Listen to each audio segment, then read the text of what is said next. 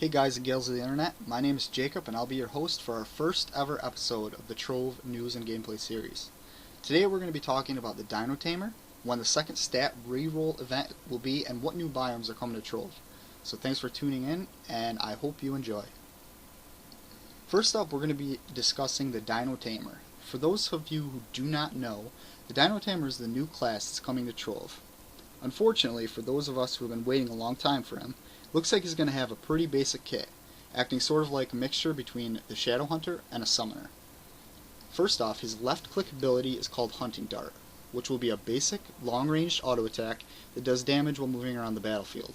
The right click is called Clever Snare, which throws a net on the ground that captures enemies that get too close. Holding his right click button is also going to charge the net, making it appear bigger once it's thrown. His passive ability, Metergy, spawns a piece of meat whenever he kills an enemy, lowering cooldowns of his other skills.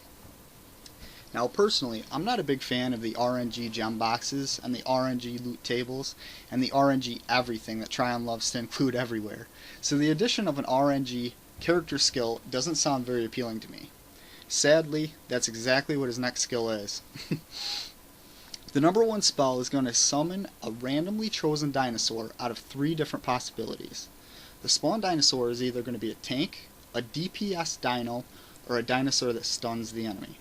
Unfortunately, unless RNGesus blesses you with Diamond Dragon Egg luck every single run, it's going to make it extremely difficult to fine-tune your character. Obviously, this means Shadow Tower runs will either be really fast or really slow depending on the day. And finally, Dino Tamer's ultimate ability, Dino Mount, actually seems to be pretty decent. It's basically going to summon a dinosaur that you ride on, which will empower your basic attacks to do more damage, increase your auto attack speed, and fully charge every snare that you throw out. Based on my PTS server trials, it looks to increase damage quite substantially, which is good because he looks to be fairly weak without it.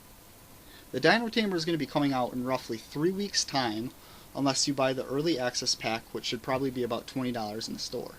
It's going to include 2 costumes, as well as 3 class gem keys, like most packs have in the past. And just like the others, it's also going to give you access to the class 2 weeks early. So for those of you who don't mind swiping your credit card, the Tamer is going to be yours to grind on next week. The 2 new biomes that are being released are the Jurassic Jungle and Saurian Swamp. Both of these have nothing special. They sort of look like a reskin of the Fey biome, with large trees and lots of greens and browns. I think the biomes will be hitting the server next week, if I'm not mistaken. Next week is also going to bring new Chaos Chest loot, and one of the new items in rotation will be the Llama Mount. The Llama is going to copy the hairstyle of any character riding it, which looks out to be pretty cool. And finally, the second stat reroll that they've been promising for weeks is all but confirmed for the end of next month. Be ready for that towards the end of September, and make sure to stockpile tentacles before the week-long event, because their costs will probably shoot up in the marketplace. Anyways, thanks for watching, and I hope you enjoyed this week's episode. I hope to catch you next week after the release of the Dino Tamer to share with you my first impressions. Before you go, make sure you smash that subscribe button. It helps me out a ton. See you later.